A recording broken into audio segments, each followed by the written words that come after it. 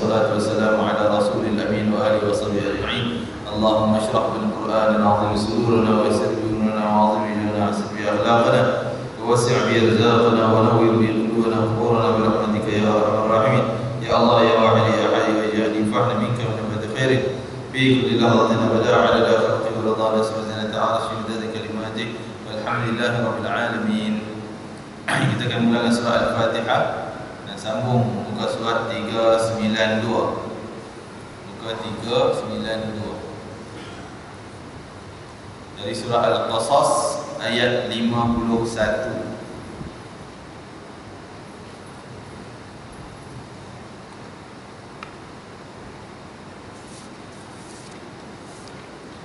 أعوذ بالله من الشيطان الرجيم.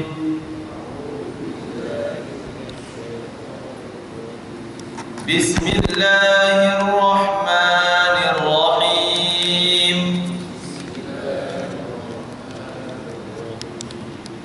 الحمد لله رب العالمين.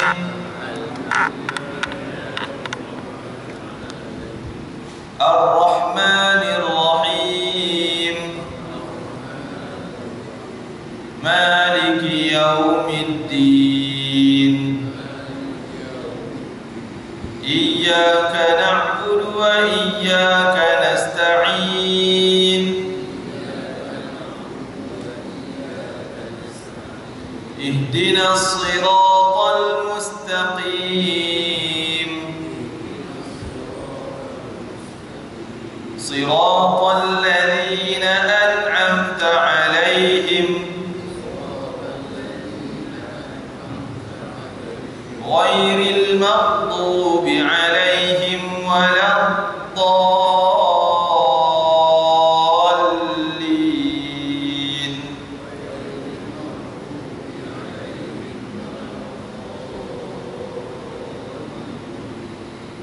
آمين. بسم الله الرحمن الرحيم. ولقد وصلنا لهم القول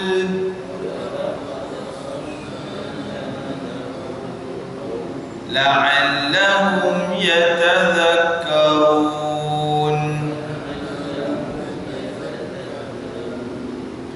الذين آتيناهم الكتاب من قبله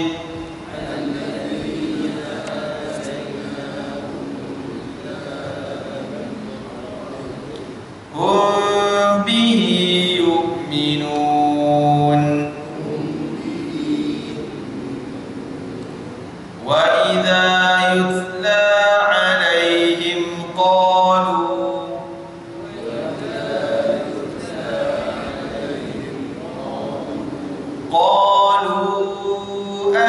آمنا به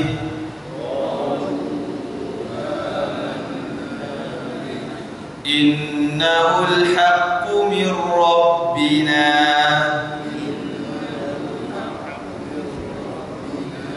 إنا كنا من قبله مسلمين.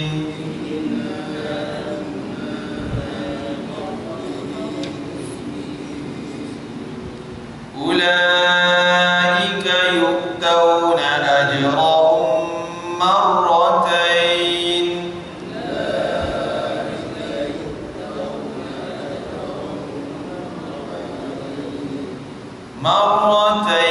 بما صبروا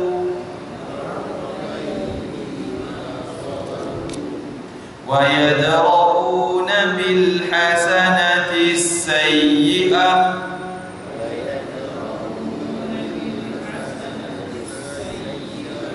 ومما رزقناهم ينفقون.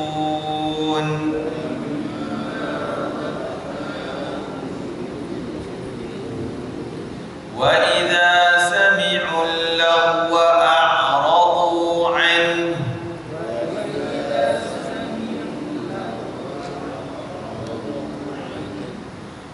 وقالوا لنا أعمالنا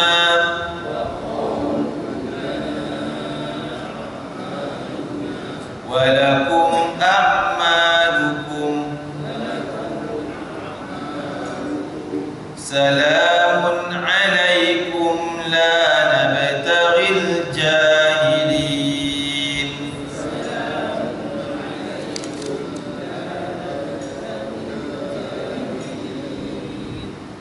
إنك لا تهدي من أحببت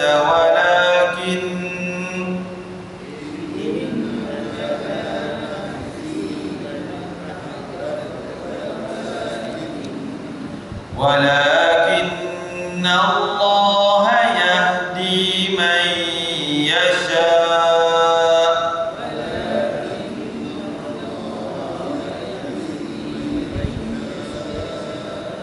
وهو أعلم بالمهتدين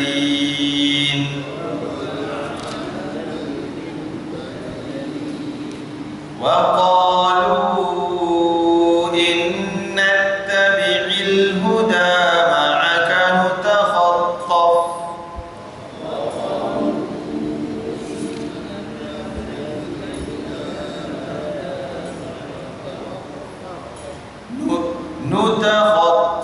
من أرضنا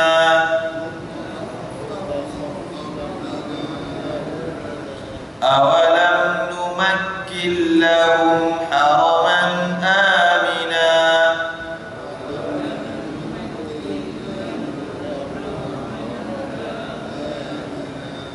يجبى إليه ثمرات كل شيء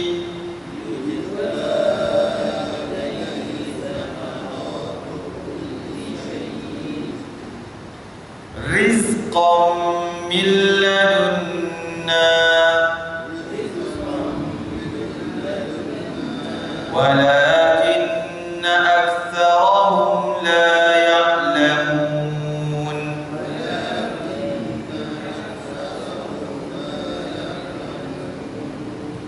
وكم أهلكنا من قرية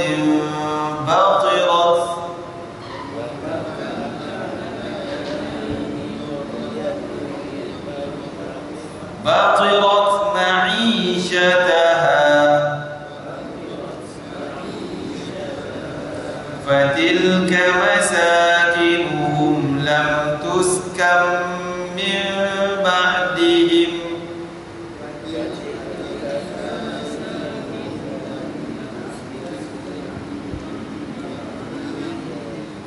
إلا قليلا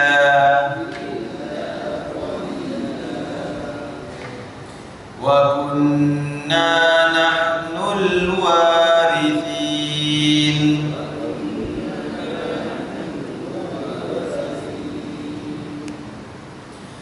وما كان ربك مهلك القرى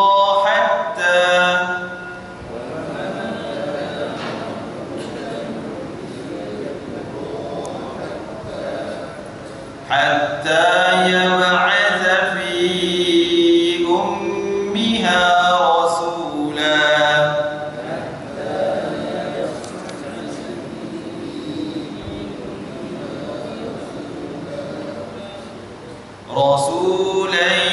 يتلو عليهم آياتنا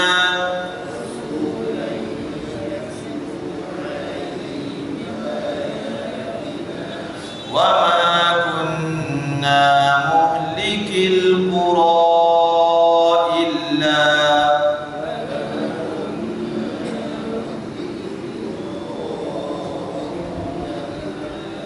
إلا وأهلها ظالمون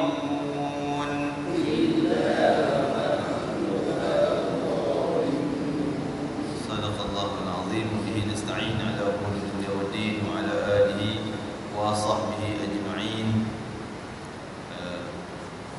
Dalam surah Al-Qasas, daripada awal surah menceritakan kisah Nabi Musa secara detail dari kecilnya sehinggalah dia dilantik menjadi Nabi umur 40 tahun ketika dia berada di rumah ataupun di Madian bersama dengan Nabi Syuaib alaihi wassalam. Jadi kisah daripada kecilnya, daripada bayinya, daripada dia baru dilahirkan sampai itu, ini cerita yang detail tentang Nabi Musa dalam surah ni. Tapi di penghujung ni Allah Ta'ala ceritakan tentang bagaimana nak kaitkan itu cerita Nabi Musa dulu. Sengaja Allah dedahkan kerana nak kaitkan dengan Yahudi Bani Israel yang ada bersama dengan Nabi di kawasan Madinah. Jadi Allah sebut walaqad wassalna lahumul qawla la'allahum yatadhakkarun, dan demi semuanya telah kami hubung kaitkan firman-firman Allah Ta'ala daripada kitab dulu sampai sekarang Quran. Jadi ada kesinambungan Quran ni dengan kitab dulu. Bukanlah Quran ni benda yang totalnya baru, benda yang tidak ada hubungan dengan kitab dulu, tidak. Syariat Nabi Muhammad juga ada hubung kait dia dengan syariat dulu, iaitu dari sudut akidahnya, dari sudut bab ketuhanan, bab hari akhirat, bab malaikat, para rasul. Semua tu benda yang sama jadi ceritakan dalam kitab-kitab dulu sampai sekarang. Jadi bila turun kitab Al-Quran ni, benda bab keadaan tajuk yang berkaitan dengan zat Allah, sifat Allah dan sebagainya, benda yang sama. Alam akhirat, benda yang sama, syurga nerakanya, sesaannya sama. Itu nak sebut hubung kait. Dan begitu juga berlakunya kebetulan kita berada di bulan yang kita rayakan ataupun kita gambarkan sebagai hari peristiwa Isra wal Mi'raj. Juga kalau kita tengok para ulama menghuraikan kenapa Allah sengaja menjalankan Nabi Muhammad daripada Mekah pergi Palestin dulu baru naik ke langit. Kenapa Allah tak shortcut terus daripada Mekah tu pergi langit? Kenapa nak pergi Baitul Maqdis dulu, nak pergi Mekah ke Palestin dulu? Ada sebabnya. Kerana Allah nak hubungkan Nabi Muhammad yang lahirnya di Mekah dengan ramai para nabi yang peristiwa mereka berlegar di sekitar Palestin. Sehingga pergi ke sana, Nabi jadi imam kepada semua para nabi yang lain. Di sini ada dua masalah mungkin timbul dalam fikiran kita. Saya sebut Nabi jadi imam kepada nabi yang lain sembahyang. Jadi akal kita mungkin automatik akan soal, macam mana boleh jadi imam kepada nabi yang lain sedang nabi yang lain dah wafat? Boleh ke hidup balik? Itu satu soalan. Yang kedua, kenapa dipilih Nabi Muhammad jadi imam? Sedangkan Nabi Ibrahim itu bapa kepada Rasulullah, maksud bapa kenabian. Nabi Adam lagi utama kalau nak ikut, tapi kenapa semua itu jadi makmum? Okey, dua persoalan. Yang pertama tadi kenapa bolehkah dibangkitkan balik mati itu, boleh hidup balik, boleh semayang dengan Nabi? Benda itu tak mustahil. Kalau kita tengok sejarah-sejarah para nabi, Nabi Isa berjaya doa pada Allah hidupkan balik 4 orang yang dah mati, termasuk anak Nabi Nuh yang dah dalam kubur dah. Nabi Isa doa minta bangun balik daripada kubur tu. Cakap boleh dialog dengan Nabi Isa. Nabi dia cerita, engkau Nabi Isa gini. Jarak Nabi Isa dengan Nabi Nuh ribuan tahun. Nabi Isa 4 orang, itu salah satunya. Nabi Musa hidupkan orang balik 70 orang yang dah mati di Jabal Musa. Nabi Musa pilih 70 orang dikadirkan untuk jadi pendakwah, untuk sebarkan dakwah Nabi Musa. Nak dikadirkan, nak dibagi kekuatan iman kepada mereka, naik munajat di atas bukit. Dalam perjalanan bukit dia orang kata, kami tak nak ikut, tak larat nak banyak bukit, kecuali kami tengok dulu Tuhan engkau tu rupa dia macam mana. Tunjuk ke kami Tuhan engkau, wahai Musa. Nabi Musa kata, kau tak boleh tengok Tuhan aku begini-gini, Tuhan kita tak boleh tengok, tak boleh. Tak mampu, aku dulu pernah minta dan tak mampu tengok. Nak tengok juga. Nabi Musa kata tak boleh. Allah datang peti kilat, meletup kat situ, mati ke semua sekali 70 orang. Dalam tafsir kata mati bukan pengsan biasa. Sebab kalau pengsan sekejap dia bangun sendiri, ni tak akan bangun. Sehingga Nabi Musa munajat pada Allah, ya Allah, hidupkanlah orang ni. Kalau kau matikan 70 orang ni, tak ada lagi orang yang cerdik yang bakal menyebarkan dakwah agama engkau, ya Allah. Nabi Musa minta semua pada Allah, Allah hidupkan seorang. Dengan ketika mana Nabi Musa pergi ketuk satu, semua bangun balik. Hidup 70 orang. Nabi Hizqil Hizqil dia tak termasuk dalam kelompok Rasul-Rasul 25 orang. Nabi tapi dia, Nabi Hizqil. Dicerita kisahnya dalam surah Baqarah. Faqala lahum Allahu mutu thumma ahyahu. Allah hidupkan balik kerana doa Nabi Hizqil. Berapa ramai? 70,000 dalam kisah tersebut. 70,000 orang yang dah hancur, dah tulang dia jadi habuk. Beratus tahun dah mati orang tu. Orang Bani Israel yang lari daripada Palestin kerana takut wabak taun, Allah matikan di tempat luar daripada Baitul Maqdis.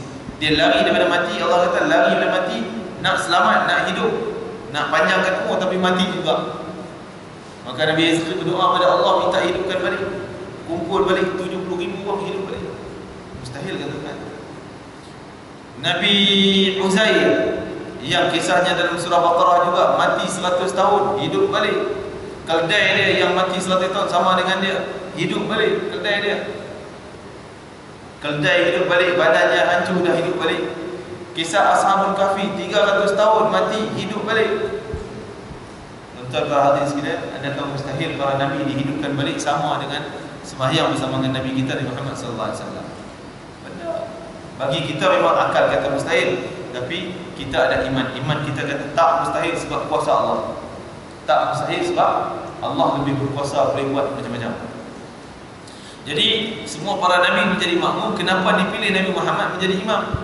Nak menunjuk Nabi sebut, wallahi, Nabi bersumpah demi Allah yang megang jiwa aku di tangannya, kalau semua para nabi daripada Adam dan Idris hidup di zaman aku, bertemu dengan aku, kata Nabi Muhammad, tak ada seorang pun Allah terima amalan mereka para nabi tersebut kecuali dengan amalan ikut syariat aku. Maksudnya Nabi Adam kalau hidup zaman Nabi Muhammad tak boleh bawa syariat dia, kena ikut hukum hakam Nabi Muhammad. Nabi Musa, Nabi Isa, Nabi Ibrahim semuanya kena ikut. Malah dalam tafsir Ibn Kathir menyebut satu ayat menafsirkan surah Ali Imran,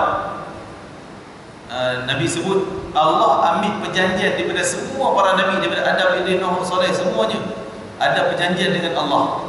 Perjanjian apa? Kalau mereka sempat bertemu dengan Nabi Muhammad sallallahu alaihi wasallam, wajib mereka batalkan syariat dia, ikut syariat Nabi Muhammad sallallahu alaihi wasallam. Perjanjian semua para nabi. Jadi sebab itulah dilantik Nabi menjadi imam, menandakan Nabi ketua kepada semua para rasul dan ketua kepada semua para nabi. Dan okey, mungkin kita persoal lagi, kenapa nak jadi imam di Baitul Maqdis? Kenapa tak bawa jasad-jasad Nabi pergi sembahyang di Masjidil Haram? Nabi-nabi lain yang Isra' je, yang jalan pergi Mekah, sembahyang di Mekah dengan Nabi Muhammad. Jawapannya, ketika peristiwa Isra' Mi'raj ni, peristiwa nak menggembirakan hati Nabi. Nabi mengalami kesedihan yang sangat dahsyat. Sedih sebab apa? Bapa saudara dia Abu Talib yang sering jaga dia, bela dia, tak bagi orang ganggu Nabi Muhammad, jaga kerana nama Abu Talib ada. Orang geram nak pukul Nabi, tapi kerana Abu Talib belakang dia tak berani nak kacau. Abu Talib meninggal dunia. Sedih dia, tak ada orang nak bela dia lagi dah, nak bersama dengan dia. Walaupun Abu Talib pada ketika itu tak beriman. Walaupun dalam riwayat dhaif tuan-tuan, dalam kitab Tazkirah, saya bukan pandai-pandai mereka tuan, dalam kitab At-Tazkirah Imam Qurtubi, kitab yang berkaitan dengan alam kematian, roh, hari kiamat dan sebagainya. Dalam kitab itu tersebut dan dalam kitab ini ada tentang sebuah hadis, Nabi pernah bertemu dengan mak dan ayahnya dihidupkan semula. Allah hidupkan semula mak Nabi, ayah Nabi ketika Nabi ziarah kubur, dan mak dan ayah Nabi beriman dengan Nabi Muhammad sallallahu alaihi wasallam. Syahadat dan dikumikan semula, mati semula. Seperti jangan kita fikir dengan akal kita. Akal kita tetap tak ada terima, mati boleh bangun syahadat, mengawal punya cerita, itu akal kita. Tapi iman kita kuasa Allah. Kita beriman dengan Allah Maha berkuasa, Allah Maha menghidupkan, Allah Maha mematikan. Dia boleh hidup 300 tahun mati, boleh hidup balik. Sedangkan ibu Nabi Muhammad taklah jarak terlalu jauh. Dalam itu disebut ulama kebanyakannya menerima hadis tersebut, menandakan bahawa ibu Nabi Muhammad pernah beriman dengan Nabi Muhammad, ayahnya juga, termasuk Abu Talib, bapa saudaranya. Wallahu a'lam. Tapi ala kulli hal ni kita tak boleh menafikan hadis ni. Juga ada sanad-sanadnya sampai kepada Rasulullah SAW. Okey, dan seterusnya apa tadi yang sebut, kenapa Nabi itu tak pindah ke Baitul Masjidil Haram? Nabi Muhammad pula yang di sana. Jadi kalau nak bawa tu ramai sangat, baik seorang pergi ke tempat yang ramai. Yang keduanya menunjukkan bahawa hubung kait di antara Masjidil Aqsa dengan Masjidil Haram, sebab dan juga Madinah itu 3 tanah suci. Nak bawa lawatan Nabi Muhammad ke tempat 3 tanah suci. Kalau tidak, Nabi Muhammad tak sampai ke Palestin. Dan itu juga untuk menggembirakan Rasulullah bawa jalan. Ya, bukan bawa orang lain jalan tempat dia pergi ke tempat orang lain. Jadi itu juga ubat bagi kesedihan Nabi, juga kesedihan Nabi bertambah lagi apabila Sayyidatina Khadijah juga wafat pada ketika dekat dengan peristiwa Isra Mi'raj. Dan kesedihan Nabi, luka kesedihan Nabi itu sebelum tu telah berlaku, iaitu di peristiwa Taif, di baling batu dan sebagainya. Ketika Abu Talib pula meninggal, Khadijah pula meninggal. Jadi kesedihan Nabi berganda, maka Allah gembirakan hati Nabi, bawa kepada para Nabi, nak menunjukkan bahawa dakwah Nabi ini kena siksaan dan juga gangguan daripada kaum keluarga dia sendiri, bangsa dia sendiri, Quraisy. Kalau pergi tengok para Nabi lain semua sama. Nabi Musa pun sama, Bani Israel juga yang kacau dia. Nabi Isa pun sama. Nabi Ibrahim juga, kaum dia juga, Namrud hidup sezaman dia, kan? Bukan jauh sangat dengan Namrud, dekat. Jadi begitulah nak sebutnya, semua para Nabi ni kaum keluarga sendiri yang cabar, yang hina, yang ganggu. Jadi nak beri kekuatan kepada Nabi, tak rasa lemah semangat bila diganggu oleh kaum keluarga dia sendiri, bapa saudaranya dan sebagainya. Jadi itu nak hubung kait. Betul Allah Taala sebut ayat ni, walaqad wassalna lahumul qaul. Kami hubungkan Al-Quran itu dengan kitab dulu-dulu. Sebenarnya Quran ni ada hubung kait dengan kitab dulu, cuma kita tak tahu kandungannya secara detail sebab semuanya telah dipalsukan. Cuma disebut secara umumnya bahawa kandungan tentang ketauhidan, akidah, benda yang sama. Alladzina atainahumul kitaba min qablihim bihi yu'minun. Orang yang kami berikan kitab kepada mereka sebelum datangnya Al-Quran, iaitu ahli kitab, mereka beriman kepadanya. Beriman kepada kitab mereka. Sebagian ulama katakan beriman kepada Al-Quran. Maksudnya orang Yahudi di Madinah, sebelum datang Nabi Muhammad, ke Madinah, mereka dah beriman dengan Nabi Muhammad. Sayyidina Mu'adz bin Jabal, dia orang Madinah. Dia cerita bahawa sebelum orang Islam ataupun Rasulullah hijrah ke Madinah, kami sentiasa rujukan kami dalam bidang agama, masalah ni rujuk dengan pendeta Yahudi. Pendeta Yahudi golongan agama lah di Madinah pada ketika itu. Bab hukum akad, perkahwinan, cerai-berai dan sebagainya, semua rujuk dengan orang Yahudi. Jadi setiap kali kami pergi, orang Yahudi, pendeta-pendeta ni pesan kat kami. Dia kata, nanti kalau Muhammad datang kepada kamu, kamu kena tolong dia, kena beriman dengan agamanya, kena percaya pada cakap dia dan sebagainya. Setiap kali Mu'adz bin Jabal kata, kami jumpa dengan pendeta Yahudi, pendeta Yahudi cerita yang tu, kena ikut Muhammad, percaya cakap dia, ajaran dia yang benar, Nabi akhir, kan? Tapi bila Allah Ta'ala sebut lagi ayat seterusnya 53, wa idza yutla alaihim qalu amanna bih innahu al-haqqu min rabbina inna kunna min qabli muslimin. Sebahagiannya bila datang Nabi ke Madinah, dia terus beriman. Maksudnya orang Yahudi, pendeta Yahudi terus beriman. Antaranya Sayyidina Abdullah bin Salam. Ni pendeta Yahudi besar ni. Bila datang Nabi Muhammad, dia terus beriman. Dia masuk Islam. Dia syahadah pada depan Nabi Muhammad. Tapi banyak pendeta lain tak masuk Islam, tak nak terima juga. Walaupun sebelum tu dah yakin, dah percaya, tapi bila jasad Nabi Muhammad tu datang semua ke Madinah, dia tak nak terima pula. Betul Allah Ta'ala sebut ayat yang 3 ni. Dan bila Quran dibacakan kepada mereka, qalu amanna bih, mereka kata kami beriman kepada Al-Quran ini, innahul haqqu, semuanya dia adalah maha benar. Al-Quran itu maha benar, min rabbina, yang datang dari Tuhan kami, inna kunna min qablih muslimin, kami sebelumnya pun dah Islam. Maksud dah percaya daripada dulu ni. Sebenarnya ayat ni tuju kepada 30 orang pendeta Yahudi, termasuk Yahudi Nasrani, Yahudi Kristian, daripada perkampungan Najran, sebahagiannya daripada perkampungan negara Habasyah Ethiopia itulah. Jadi pendeta-pendeta tu, mereka dengar kemunculan Nabi Muhammad, mereka datang dan terus syahadah. 30 orang je, kan? Tapi yang lain, banyak lagi yang lain bantah, lawan, tetap tak nak terima ajaran Nabi Muhammad SAW. Jadi mereka yang beriman ni kata, kami bukan benda baru, sebab kami dah beriman sebelum tu ni, kami dah percaya dah Muhammad ni, kami dah tahu dah latar belakang dia, dah sejarah dia tahu dah, kami dah percaya dah, tunggu dia datang je, datang Jadi bukan benda baru. Mereka datang sebagian pendeta-pendeta Nasrani daripada Habasyah datang ke Mekah, bai'ah dengan Nabi masuk Islam. Dan mereka ni orang kaya, ada harta banyak, bawa harta yang banyak. Mereka kata kepada Nabi Muhammad, ketika dia tengok orang Islam di Mekah pada ketika itu miskin-miskin, disiksa dan sebagainya, maka mereka niat nak membantu.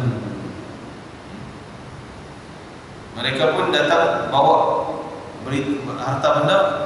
Nabi ingat, silakan kalau kamu nak bantu, diberilah, edarkan kekayaan mereka. Dan ketika itu orang Quraisy tengok tambah lagi sakit dengki dia, bukan nak terima Islam, tambah lagi sakit dengki dan makin kuat gangguan mereka kepada Rasulullah SAW. Jadi orang Nasrani tadi kata, kami bukan beriman ni benda baru, kami telah lama dah kenal Nabi Muhammad sebelum lahir lagi Nabi Muhammad. Itu telah jelas dalam ayat-ayat yang lain. Alladzina atainahumul kitaba min qabli hum bihi, dalam ayat yang lain apa Allah Taala sebut, alladzina atainahumul kitaba ya'rifunahu kama ya'rifuna abna'ahum. Orang Yahudi ni kenal Nabi Muhammad macam kenal anak sendiri. InsyaAllah kita dengan anak sendiri kita tahulah fi'il dia, perangai dia, merajuknya kan, cara nak pujuk dia kita kenal, kita tahu cara dia. Jadi orang Yahudi ni pun kenal Nabi Muhammad macam kenal anak sendiri. Satu ketika Sayyidina Abdullah bin Salam, orang Yahudi, pendeta Yahudi tadi yang saya kata masuk Islam, datang kepada Rasulullah. Sayyidina Umar ada. Sayyidina Umar tanya, macam mana Allah boleh sebut dalam Quran, kamu kenal Nabi Muhammad sebelum datangnya Nabi Muhammad, kamu kenal dia lebih ataupun sama macam kamu kenal anak sendiri. Gimana ni, tak pernah jumpa tapi kenal macam kenal anak sendiri. Dia kata kami kenal Nabi Muhammad dengan cara detailnya Allah gambarkan cerita dalam kitab Taurat tentang sifatnya, badannya banyak macam mana tinggi, cara dia jalan, cara mukanya manis, tanda belakang khatam nubuwah yang ada belakang tekuk Nabi. Semua tu kami tahu. Dan malah ada pendeta Yahudi yang boleh tahu malam kelahiran Nabi 12 Rabiul Awal. Dia tengok bintang ke langit, dia kata malam ni, pagi ni Nabi akhir zaman bakal dilahirkan. Kerana nampak bintang, kerana tahu ilmu dia sampai macam tu. Tahu bila tarikh Nabi nak dilahirkan. Sehingga dia pergi ke Mekah cari mana Muhammad ni. Cari-cari ada bayi baru dilahirkan pagi tadi, pagi Isnin. Tanya sampailah semua orang tak tahu kan? Sebab ya, berita waktu tu tak tersebar macam Facebook kita tuan. Satu hari dah sebar sampai mana halal lah. Jadi cari tanya semua tak tahu. Jumpa dengan atuk Nabi Muhammad, kata, oh baru tadi aku dapat cucu. Oh, tapi dia tak ada bapa, anak yatim. Dah tanda dah sebagai anak yatim. Ibunya daripada keturunan ni. Bapaknya adalah anak aku, kata Abdul Muttalib, atuk Nabi itu. Bapa dia Abdullah, dicerita pimpin keturunan. Tanda dah, aku nak tengok bayi itu. Bapa dia pun seronok lah. Tetamu luar datang nak tengok cucu dia. Seronok lah kan. Bawa tunjuk, dia tengok muka dia Muhammad, dia tahu inilah Nabi akhir zaman yang dia nanti-nantikan. Dah ada tanda dah. Nak sebutnya mereka kenal Nabi Muhammad sampai detail macam tu. Pendeta Buhairah di Syam, bila Nabi lalu daripada jauh, nampak awan payung Nabi tu, dia tahu tak ada orang lain yang akan stop di pokok tu, di batu tu. Tak ada orang lain, tak pernah ada orang yang singgah situ. Kecuali yang bakal singgah seperti cerita dalam kitab Taurat adalah Nabi akhir zaman. Pergi sidik-sidik kaji-kaji, baru tahu, dapat cerita dia adalah Muhammad bin Abdullah gini. Maka dia pesan, wahai Abu Talib, bapa saudara Nabi, bawa kamu balik cepat, jangan singgah di mana-mana lagi. Kerana kalau budak ni Muhammad ni, maksud dia kalau jumpa dengan orang Yahudi, habis kena pancung. Orang Yahudi akan bunuh dia. Jadi pak saudara Abu Talib tak faham apa pasal ni, anak dia anak saudara dia ni bukan buat jenayah apa pun, tak pernah terlibat dengan siapa pun. Tapi kenapa orang Yahudi nak bunuh dia? Dia tak faham lagi waktu tu. Akhirnya sejak itulah dia jadi orang yang menjaga Nabi Muhammad bila tahu kenabian muncul kepada Nabi Muhammad sallallahu alaihi wasallam. Jadi kembali pada ayat ni nak sebutnya orang Yahudi Nasrani yang kenal Nabi Muhammad, mereka terima Islam, dengar Quran menangis dia. Bila dengar Quran menangis, seperti Raja Habasyah An-Najashi. Raja An-Najashi bila datang Sayyidina Sayyidina Uthman bin Affan, Ja'far bin Abi Talib datang ke Habasyah. Masa itu Rasulullah masih di Mekah, belum hijrah lagi. Jadi mereka datang nak berlindung. Sayyidina Amr bin As waktu itu belum Islam. Dia juga pergi Habasyah. Tujuan dia nak sogok Raja Habasyah, Najasyi itu, dengan umpan-umpan emas perak sebagai hadiah, supaya dengar cakap dia, halau orang Islam ni balik Mekah, jangan suruh dia, jangan bagi visa dia duduk dalam negara ni, ya. Nak hasut. So halau dia orang Islam Mekah ni balik ke Mekah, jangan duduk sini, jangan izinkan. Tapi Raja Habasyah ni bijak, dia kata takkan aku nak dengar cakap kau, aku nak dengar je nak cakap dia orang ni, apa cerita dia orang. Panggil dua pihak. Amr bin As waktu itu belum Islam, musuh lagi. Dia hasut raja suhalau orang Islam. Panggil orang Islam, diketuai oleh Ja'far bin Abi Talib, abang kepada Sayyidina Ali dan Sayyidina Osman bin Affan dan sahabat yang lain. Tanya, apa yang kamu boleh sampaikan, apa yang dia kata ni? Kamu ni orang yang bawa ajaran sesat, palsu dan sebagainya, betul tak? Maka dia kata tak, Nabi kami begini. Dia baca surah Maryam, daripada awal surah Maryam sampai separuh surah Maryam, sehingga Raja Habasyah menangis basah janggut dia, menangis bila dengar ayat Quran. Dia kata ini cerita yang sebenarnya tentang Maryam dan Isa. Sebab di awal tu cerita tentang Maryam dan Isa. Ini cerita yang sebenarnya. Yang kamu baca ni cerita yang betul. Yang ada dalam kitab kami ni yang tak betul. Isa tu anak Tuhan lah dan sebagainya, tak betul. Yang ni yang betul. Akhirnya tu tak disebut secara jelas, tapi Rasulullah menggambarkan Raja Najasyi itu masuk Islam.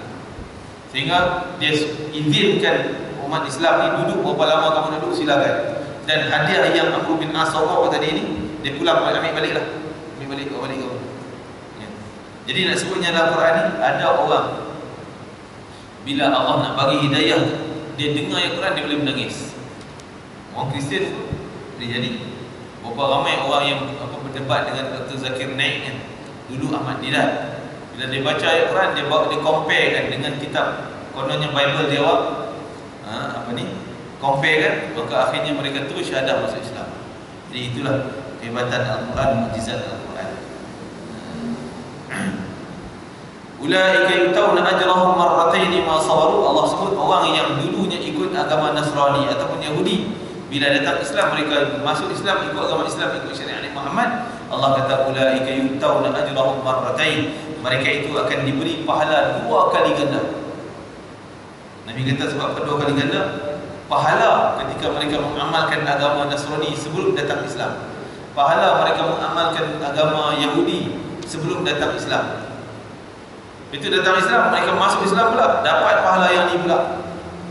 Yang dulu pun Allah tak padam pahalanya, yang ni Allah tambah lagi pula dalam Islam. Kalau dulu dia amal cara Nasrani dan Yahudi, tapi datang Islam dia tak nak terima Islam, Allah padam yang dulu, tak ada pahala, kira kafir dia. Kalau dia masuk Islam, yang pahala dulu kekal, yang pahala baru tu tak dapat dalam Islam. Allah kata dapat 2 kali ganda, bima sabaru, dengan kesabaran mereka. Sabar sebab sabar menghadapi tomahan daripada kaum dia sendiri bila dia tukar agama masuk Islam. InsyaAllah. Wa yadra'una bil hasanati sayyi'ah, dan Allah akan hindarkan kejahatan-kejahatan dengan kebaikan yang mereka buat. Raja Najasyi menerima Islam. Akhirnya musuh-musuh yang tak nak menerima Islam tak berani nak mengganggu-gugat kerajaan Habasyah pada ketika itu, kerana kerajaan Habasyah antara kerajaan yang kuat pada ketika itu. Bila masuk Islam pun masih kuat, Allah pelihara kerajaan tersebut. Zaman itulah wa mimma razaqnahum yunfiqun, dan mereka juga menginfakkan harta benda mereka. Jadi kata ulama, Allah hubungkan, Allah pelihara, Allah jauhi kejahatan, keburukan dengan kebaikan yang mereka buat dan kebaikan mereka bersedekah, infak harta. Sebuah hadis Nabi sebut, tadawu, ubatilah penyakit kamu, kata Rasulullah. Ubatilah penyakit yang kamu sedang hadapi. Kamu ada penyakit itu, penyakit ni, ubat dengan apa? Dengan sedekah, bis sadaqah. Ubatlah penyakit kamu dengan sedekah. Jadi kata ulama, orang yang sakit ni elok banyakkan sedekah dia. Mungkin kerana penyakit tu bukanlah kata itu sebab utama, tak, mungkin sebab-sebab yang lain, sebab Allah nak padamkan dosanya, nak ganti dengan pahala, banyak lagi sebab yang lain. Tapi mungkin salah satunya kerana racun yang dia simpan dari harta yang dia tak infakkan tadi. Sebab setiap pagi tuan-tuan para hadirin sekalian, Allah utuskan 2 malaikat. Satu malaikat doa, Allah mu'ti mumfiqan khalafa, yang kedua Allah mu'ti mumsikan talafa. Ya Allah, berilah pada orang yang pemurah hartanya pada hari ini gantian yang lebih baik daripada apa yang dia keluarkan. Satu lagi malaikat doa, ya Allah, berilah orang yang kedekut tak nak keluarkan harta dia hari ini. Dia ada kemampuan tapi kedekut, tak nak infak harta dia untuk kebaikan. Berilah harta itu jadi racun dan membinasakan dia sendiri.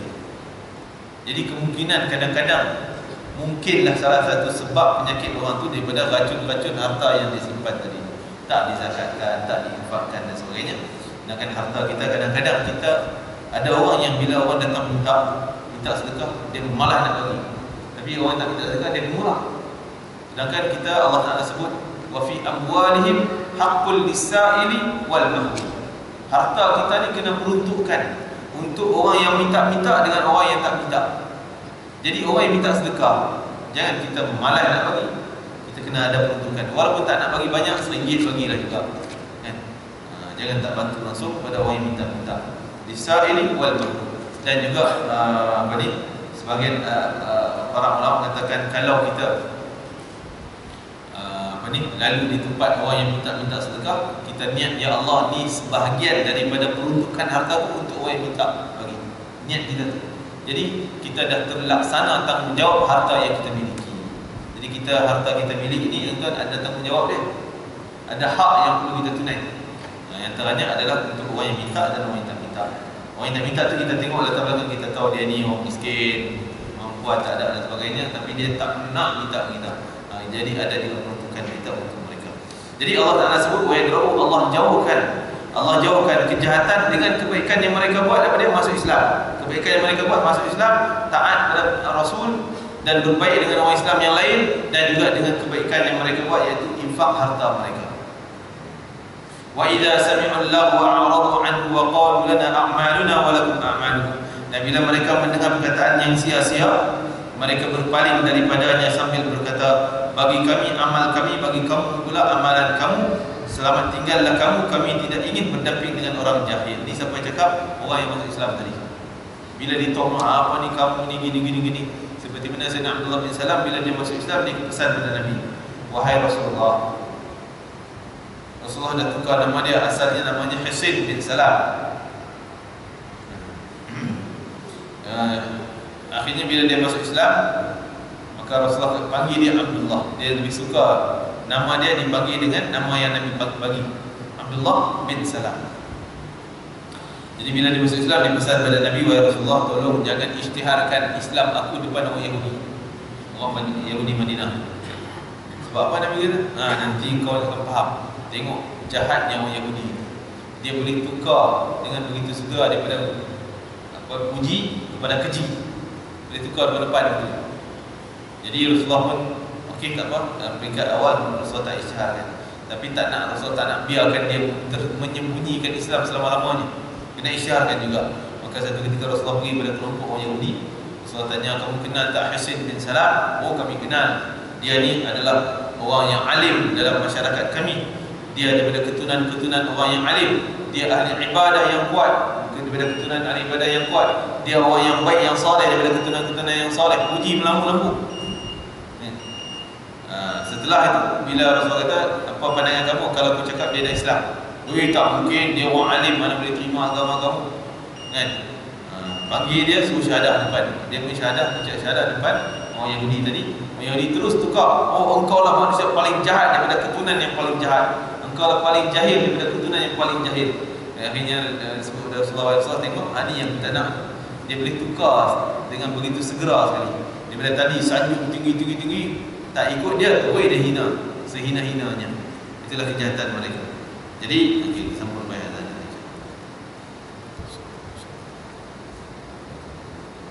Jadi ayat ni diturunkan seperti mana dikisahkan oleh Muhammad bin Ishaq,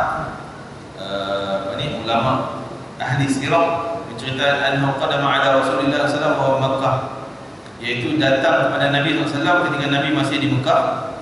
Datang 20 orang lelaki, lebih kurang daripada agama Nasrani. Mereka datang daripada Habsyah. Bila dengar Nabi telah muncul dan sebagainya, maka mereka cari Nabi, tanya orang Quraisy, mana Muhammad bin Abdullah.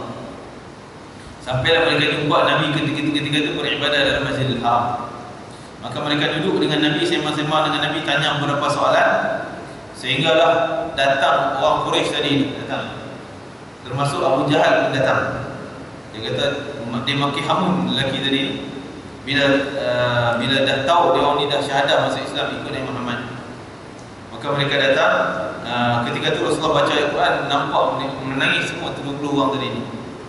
Menangis-nangis bila dengar Quran, kerana ayat Quran ni bertepatan dengan kitab Injil Taurat yang mereka pernah belajar. Dari sudut akidahnya, ya. Jadi mereka menangis dengan kuat, sehingga datanglah musuh-musuh Islam, datang maqihum khayyabakumullah, dan Allah celakakan kamu. Allah celakakan kamu dan rombongan-rombongan kamu, kenderaan kamu semua sekali. Kamu datang daripada jauh dengan bawa agama kamu yang suci, tapi datang kerana cakap kawan ni seorang je, kamu dah tinggal agama kamu, murtad daripada agama kamu, ikut agama dia, agama Muhammad. Ni siapa cakap? Abu Jahal. Maka dengan penuh penghinaan lah Abu Jahal hina dia orang, hina. Faqalu lahu, mereka jawab bila dah terima Islam, mereka kata mereka jawab, salamun alaikum la najahilukum la nabtaghil jahilin. Selamatlah kamu, pergilah kamu wahai Abu Jahal, terima kasih banyak, selamatlah kamu, kami tak nak musuh dengan engkau. Kami tahu apa yang kami buat, ya. Kami tak berhajat kepada perhatian kamu, pertolongan kamu, bantuan daripada kamu. Kami semua ada hak sendiri, ya. Betul Allah Ta'ala sebut salamun alaikum la nabtaghil jahilin, ucapan daripada mereka yang menerima Islam. Kita tengok tuan-tuan, dalam baru satu sehari, baru masuk Islam sekali sehari, tapi kekuatan iman itu telah menebal sehingga tak terkesan langsung hinaan-hinaan daripada musuh-musuh yang kuat. Ancaman-ancaman musuh ni tak rasa takut langsung. Sebab apa? Akidah tu mantap dan kuat, kerana mereka yakin sepenuhnya kepada kerasulan Nabi yang dibawa oleh Nabi Muhammad SAW. Mereka dah tahu dah latar belakang awal-awal, tapi jumpa sungguh, dengar sungguh dengan depan mata dia, yakin semua dan tak takut lagi dah. Seperti mana tukang sihir zaman Nabi Musa, tukang sihir yang berpihak kepada Fir'aun, yang dilantik oleh Fir'aun jadi tukang sihir untuk lawan dengan Nabi Musa AS, kan, lawan mukjizat Nabi Musa, tongkat. Jadi tukang sihir ni, dia ada ilmu tentang sihir dia. Dia pakar dalam bidang sihir. Dia tahu tahap sihir ni boleh takat ni, kan. Tapi bila dia tengok mukjizat Nabi Musa, ular begitu besar, dia tahu dah ilmu sihir takkan mampu boleh buat ular besar. Tak ada ilmu sihir yang boleh buat hebat macam tu. Yang boleh buat ular kecil-kecil je, kan? Daripada tali yang kecil jadi ular kecil. Tak ada ilmu sihir, tak ada mungkin boleh buat ular besar tu. Malah ular besar tu telan pula tali-tali ular-ular kecil-kecil yang dia buat sihir tadi. Dia kata ni bukan ilmu sihir, ini betul-betul mukjizat kenabian dan kerasulan. Terus mereka syahadah masuk Islam ikut ajaran Nabi Musa AS depan Fir'aun. Sehingga Fir'aun kata, kamu berani nak tukar agama tanpa minta izin dengan aku dulu? Aku yang lantik kau jadi tukang sihir, kenapa kau tak minta izin dengan aku untuk tukar agama, kan? Kalau kamu tak tukar balik agama kamu kepada agama lama, aku akan potong tangan, potong kaki, bersilang, tamat kamu dengan ubutan yang dahsyat dah. Apa jawapan dia bila tukang sihir tu, kan? Adakah dia takut? Bila akidah dia yang kuat, mantap, dia kenal betul-betul Nabi Musa ni. Nabi Musa ni bukan nampak semua apa yang dia buat ni sesuatu yang jelas adalah mukjizat yang bukan ilmu manusia, bukan ilmu sihir. Mereka sujud, mereka kata, engkau nak potong tangan kami, silakan. Kami tetap beriman dan sujud kepada Nabi Musa AS.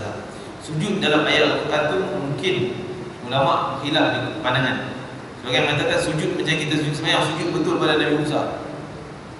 Yang kedua, sujud mana patuh masuk Islam. Tapi yang lebih jelas, lebih nyata, mereka sujud fizikal, badan tu sujud macam sembahyang. Sebab apa? Sebab mereka ni dulunya ikut agama Fir'aun. Agama Fir'aun, nak jumpa orang besar seperti Fir'aun kena sujud. Jadi dia baru masuk Islam, tak tahu lagi hukum hakam, dia pun sujud kepada orang besar. Pada ketika itu dia sanjung kepada Nabi Musa, dia sujud kepada Nabi Musa, kan? Dia sujud. Jadi sehingga ancaman kuat macam tu, nak bunuh, nak cincang, potong tangan kaki pun dia tak rasa takut, tak rasa bimbang. Sehingga mereka semua dibuat macam tu oleh Fir'aun, mati syahid yang di waktu malam. Kata Rasulullah, paginya mereka kufar, petangnya mereka beriman, dan malamnya mereka terus syahid. Syahid terus jadi ahli syurga. Begitulah dengan pendeta-pendeta Nasrani datang kepada Muhammad, diancam oleh orang Quraisy, nak ancam dia, nak hancurkan mereka, nak celakakan mereka. Mereka tak bimbang dengan ubutan. Sebab apa? Sebab ilmu akidah tu dah masuk menerap kuat. Dia Jadi yang masalah kita ni bab ilmu akidah, keyakinan kita kepada Allah dan Rasul tu masih samar-samar tuan. Belajar kita kurang, ilmu agama kita kurang, kita terus dengan amalan sekadar-kadar. Ilmu yang kita ada ni tentang ketuhanan, ilmu zaman kita belasan tahun dulu, tak pernah update, tak pernah nak tambah. Jadi akidah kita semakin luntur. Datang sikit ujian, dah mula-mula. Ini bahaya. Jadi bila orang betul-betul yakin, tahu, kenal Allah sebenarnya, dengan sebenar-benar kenal hakikat sebenarnya sifat Allah, zat Allah, dan juga tahu kehidupan dunia, hakikat kehidupan dunia, walaupun diancam dengan musuh, walaupun diancam dengan ancaman-ancaman, mereka tak pernah rasa bimbang dan takut. Jadi mudah-mudahan kita tergolong dalam golongan orang yang kuat iman kita, insya-Allah. Amin ya rabbal alamin. Bukanlah berarti kita yang cakap, saya bercakap ni dah kuat iman dah, tak tentu tuan. Tak tentu juga. Kita pun minta kepada Allah, minta Allah bagi kita kuat. Sebab tu daripada sahabat Nabi namanya Abu Buraidah Al-Aslami. Buraidah Al-Aslami, dia pernah minta Nabi doa, ajarkan dia doa. Nabi ajarkan doa. Doa nak tunjuk kita ni lemah, dan jangan pandang langsung kita ni kuat. Jangan pandang langsung kita ni hebat. Jangan pandang langsung. Pandang kita ni lemah, pandang kita ni hina. Allahumma inni dha'ifun faqawi fi ridhaka dha'fi. Maka Nabi ajar doa ni agak panjang lah tuan. Kalau siapa nak boleh SMS saya bagi. Ada dalam WhatsApp tu. Siapa hantar ustaz nak doa Buraidah, nama sahabat Buraidah Al-Aslami. Doa Buraidah saya bagi. Dan Nabi sebut, siapa yang nak dapat kebaikan yang berpanjangan di dunia sampai akhirat, Allah akan bagi benda yang baik untuk dia. Dia sentiasa dipayungi oleh benda yang baik. Baik di sisi Allah, bukan baik di sisi kita. Kadang-kadang kita nampak buruk, orang hina kita, orang cerca kita, kita kurang duit, jadi orang rampas duit kita dan sebagainya. Contohnya, kita nampak macam buruk, tapi di sisi Allah mungkin itu yang terbaik. Itu yang terbaik. Allah nak bagi kita lagi mantap kekuatan iman dan sebagainya. Jadi kebaikan itu maksudnya di sisi Allah Ta'ala. Allah akan bagi kebaikan sepanjang hidupnya. Allah pandu dengan kebaikan sepanjang hidupnya sampai akhirat. Nabi kata, siapa yang nak macam tu, baca doa ni, jangan lupa. Pasti Allah akan ajar dia doa ni. Allah ajarkan dia doa ini, dan Allah tak izinkan terlupa daripada ingatan dia doa ni. Kalau Allah nak bagi dia kebaikan, Allah akan bagi dia ingat doa ni. Allah bagi jadikan dia amalan doa ni. Apa ni? Doanya tuan amin lah, nak baca panjang kan. Allahumma inni dha'ifun faqawi fi ridhaka dha'fi wa khudh ila al-khairi bi nasiyati waj'al al-islam muntaha ridai. Allahumma inni dha'ifun faqawwini wa inni dhalilun fa'izzani wa inni faqirun fa'aghnini ya arhamar rahimin. Alhamdulillah rabbil alamin. Itu je. Jadi kita mengaku kita ni lemah, minta Allah lah yang bagi kita kekuatan. Kita ni lemah, minta Allah lah yang pandu kita ke tempat yang baik-baik semua. Bagi pilihan tu yang baik-baik lah. Dan minta Allah pandukan kita ni sentiasa mendapat jalan redha Allah. Dan kita ni mengaku kita ni hina, minta Allah lah yang bagi kemuliaan. Kita tak nak kemuliaan daripada manusia. Tak nak kemuliaan orang sanjung. Orang sanjung tapi Allah hina, itu tak nak. Biar Allah yang sanjung kita, walaupun kita dapat penghinaan daripada manusia. Kita nak Allah sanjung kita, Allah muliakan kita. Dan kita mengaku kita ni miskin, bapa kedana, tapi kita minta Allah lah yang beri kekayaan kepada kita. Jangan kita pandang kita hebat dan sebagainya, ini merosakkan kita. Jadi amalkan doa ni, insya-Allah. Rasulullah sendiri yang cakap macam itu, bukan saya yang cakap. Hadis sahih riwayat daripada Buraidah Al-Aslami. Doa tu kita namakan doa Buraidah, nama doa sahabat Nabi tadi ni. Jadi siapa yang berminat nak tu, hantar SMS, WhatsApp ke nombor handphone saya. Boleh minta daripada seorang imam ke mana, nombor handphone. Hantar ustaz nak doa Buraidah, saya hantar, senang. Siapkan doa dia lagi dengan hadis dia lagi. Jadi nak sebutnya di sini, mereka ni kenal diri mereka ni lemah, Allah akan beri kejayaan. Mereka tak hirau dengan ancaman-ancaman. Itu Allah Ta'ala sebut di buku 6, innaka la tahdi man ahbabta walakin Allah yahdi man yasha. Engkau tak akan mampu beri hidayah kepada siapa yang kau kasihi, tapi Allah lah yang bakal beri hidayah kepada siapa yang dia kehendaki. Wa huwa a'lamul muhtadin. Dan Allah lah yang tahu siapa yang layak untuk mendapat petunjuk Islam. Tuan, sebab tu kita jangan kecewa bila kita ajak orang buat baik, dia tak peduli, dia tak terima, dia hina kita, dia lawan kita. Kita ajak kepada Islam, dia tak peduli, dia lawan kita. Apa kita nak bimbang? Kerja kita dah selesai, tanggungjawab kita dah selesai sampaikan. Yang nak dia terima Islam tak terima bukan power kita, Bukan kehebatan kita, tak langsung. Semua tu kuasa Allah. Allah boleh bagi tanpa kita cakap. Allah boleh bagi dengan usaha kita. Mungkin kita jadi sebab, alhamdulillah. Mungkin tak ada alasan, tak ada sebab kita pun, Allah boleh bagi hidayah pada dia. Jadi semua tu kuasa tangan Allah. Sehingga Allah kata kepada Muhammad, engkau sendiri Muhammad tak mampu nak bagi hidayah pada siapa-siapa.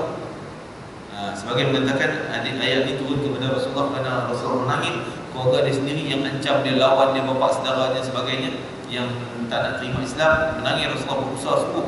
Allah turunkan ayat, engkau bukan kuasa hidayah di tangan engkau, Allah yang kuasa hidayah tersebut.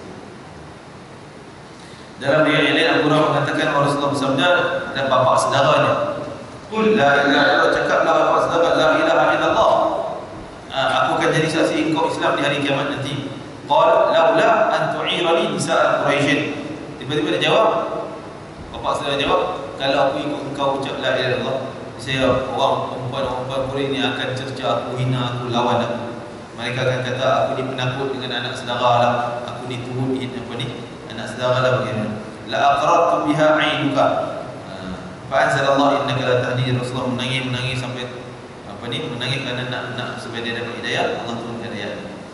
Walaupun sebagian menyebut bahawa Rasulullah menangis sebab ancaman daripada dua orang bapa saudara yang orang yang dekat dengan Nabi sebelum Islam, tapi bila datang Islam mereka tak terima, iaitu Abu Jahal dan Abu Talib. Dan banyak lagi riwayat-riwayat yang lain berkaitan dengan usaha Nabi demikian. Sehingga Allah turunkan ayat, Allah akan beri hidayah, hidayah itu tangan Allah. Wa qalu inna tabi'il huda ma'aka natakhattab min ardina. Dan mereka yang kafir pula berkata, tadi cerita orang terima Islam. Sebagian orang yang masih bantah lawan Islam, tak nak terima pun ada. Mereka kata, "Hina pada Muhammad, kalau kami menyertai Islam menurut petunjuk engkau ya Muhammad, nescaya kami dengan serta-merta akan ditangkap dan diusir dan dihalau daripada kampung halaman kami, negeri kami. Mengapa mereka berkata demikian?" Jawab Allah. Mereka kata, kalau kami ikut kau, habislah kedudukan kami, harta kami hancur, kami kena halau daripada kampung, rosaklah kehidupan kami. Ikut Islam habis, semua tak boleh. Ini pun ungkapan yang serupa di zaman kita juga. Oh, ikut Islam, habis yang tu tak boleh, yang haram tu payahlah. Sama tuan, ucapan yang sama. Ucapan dengan orang kafir dulu sama. Kalau kami ikut Islam, kami kena halau dari kampung halaman, harta benda kami yang kena rampas. Jadi begitu juga orang sekarang tuan, cakap tu dah kira dia na'udzubillah bahaya akidah tuan. Nak sebut kena keluar Islam ni tuan, untuk kita dengar takut sangat, tapi lebih kurang dia macam tu juga. Bahaya. Dia kata ikut Islam, oh bahaya, yang tu haramnya ni, haram ni tak boleh tu. Semua tak boleh, bahaya. Tak boleh belajar lah senang. Kalau saya ikut ajaran Islam ni, ikutlah apa yang kita nak buat. Awalan numakillahu haraman aminan. Allah kata takkanlah mereka tak yakin dengan Allah. Allah yang bagi mereka senang, Allah yang bagi harta, Allah yang bagi sihat, Allah yang bagi semua harta benda. Tempat dia nak duduk, bumi mana, semua tu kuasa Allah. Apa dia nak takut dengan orang? Yujba ilaihi thamaratu kulli syai'. Allah boleh kumpulkan kekayaan orang banyak pun untuk dia, kalau Allah nak bagi. Kalau orang semua manusia hina dia, tak nak tolong dia, kalau Allah nak bagi juga, dapat juga kekayaan dia. Kalau semua orang bantu dia tapi Allah tak nak bagi kekayaan pada dia, jadi miskinlah juga. Itu semua kuasa tangan Allah. Rizqan min ladunna, rezeki semua datang daripada kami, walakinna aktsarahum la ya'lamun. Tapi kebanyakan mereka yang bantah tak faham. Wala rakam ahlakna min qaryatin batarat ma'isyataha. Dan berapa banyak ada contoh-contoh kampung halaman negeri yang dulu-dulu yang berlaku sombong, mulanya hidup mewah, tapi dengan kesombongan mereka tak nak bersyukur dengan kehidupan yang telah ada kepada mereka, tak mau bersyukur, Allah binasakan kampung halaman mereka. Maka itulah dia tempat tinggal mereka yang terbiar dan tidak didiami oleh orang lain sesudah itu. Kita tengok kampung halaman, contoh kampung halaman kaum Nabi Lut. Dah jadi apa tuan-tuan? Tasik Laut Madi. Kaum Madian Nabi Saleh, kaum Nabi Saleh yang menentang Nabi Saleh, apa jadi? Semua jadi bandar hantu tuan-tuan. Kan? Tak ada orang duduk kan? Madian Nabi Shu'aib pun macam tu juga. Kaum Nabi Hud yang dulu bangga dengan binaan hebat-hebat, habis tak ada siapa nak duduk tempat dia lagi dah. Jadi tengok kuasa Allah kan? Walaupun kamu kata kamu tak nak ikut, kamu boleh dapat harta, boleh dapat tempat tinggal, tak ikut dengan Muhammad. Kalau ikut kena halau. Tengok orang yang tak ikut agama Nabi-Nabi tetap hilang juga daripada muka bumi. Itulah wa kunna na'lul warithin, kamilah yang akan mewarisi orang tu duduk ke mana. Tengok Nabi Muhammad walaupun kena halau daripada Mekah, tapi tempat-tempat lebih selesa, lebih nyaman di kota Madinah. Maka rabbuka mulikal qura hatta yab'atha fi ummiha rasulan, dan tidaklah menjadi kebiasaan Allah akan membinasakan satu tempat, satu perkampungan, kecuali Allah hantar dulu Rasul, sampaikan dulu dakwah, barulah tengok. Kalau mereka tak terima, Allah turun bencana. Maka kunna mulikil qura illa wa ahluha zalimun, Allah takkan zalimkan, Allah takkan turunkan bencana kepada satu kampung halaman kecuali memang orang dia semuanya orang yang zalim. Zalim maksudnya semuanya menghina Islam, semuanya tak nak menerima Islam, dan tak nak amalan Islam dilakukan demikian. Kecuali sebagian ulama mengatakan kecuali umat Nabi Muhammad Allah bagi keistimewaan, rahmat Nabi Muhammad. Kalau kita tengok satu negara-negara mana-mana pun walaupun menolak Islam dan sebagainya, tetap dia hidup nampak aman lagi kat dunia, Allah tangguhkan azab dia setelah mati nanti. Itu rahmat Nabi Muhammad sallallahu alaihi wasallam. Wallahu alam, banyak pengajaran yang kita nak detailkan lagi dalam ayat-ayat ni. Mudah-mudahan akan beri manfaat untuk kita. Mohon maaf atas panjang masa, dan insya-Allah tuan-tuan, saya telah bincang dengan Imam Zuhairi pada hari Ahad ni. Kita mula daripada petang sebelum maghrib. Habib Umar bin Zaid, anak Habib Zaid, seorang ulama, insya-Allah kita minta peluang dia untuk memberi huraian berkaitan dengan Ramadan, amalan Ramadan, puasa Ramadan, hukum hakam berkaitan dengan begitu detail, kerana dia seorang yang mahir ataupun orang ulama yang mengajar kita dan juga menguasai ilmu berkaitan demikian dengan ibad. Jadi kita minta atas kesempatan dia ada di sini, minta masa hari Ahad ni tentang 24 bulan. InsyaAllah kalau kita boleh datang awal maghrib, sebelum maghrib setengah jam, 7 ataupun 6.30 kita mula, 6.30 kita akan mula, sebab masa nak terangkan bukan panjang, jadi sambung lagi lepas maghrib, dan insyaAllah tamat pukul 9 macam waktu ni lah juga, lepas tu kita mula awal kan. Jadi kita minta tuan-tuan yang ada di lapangan waktu tersebut untuk bersama dalam majlis tersebut. Wallahu a'lam. Bismillahirrahmanirrahim. Allahumma fa'alna ma 'allamtana wa 'allimna ma yanfa'una wa barik lana fihi. Allah barik lana fi hadha al-yawm wa barik lana fi jami'ina hadha wa barik lana fi qira'atina hadhihi wa ja'al hujjatan lana la 'alaina wa ja'al shafi'an lana yawm al-qiyamati ya 'aziz ya ghafar ya akramul akramin. Rabbana hab lana min azwajina wa dhurriyyatina qurrata a'yun waj'alna lil muttaqin. Wa sallallahu alaihi wa sallam. Alhamdulillah rabbil alamin. Subhanallah wa bihamdihi, asyhadu an la ilaha illa anta astaghfiruka wa atubu ilaik. Bismillahirrahmanirrahim. Wal 'asri innal insana lafi khusr illa alladhina amanu.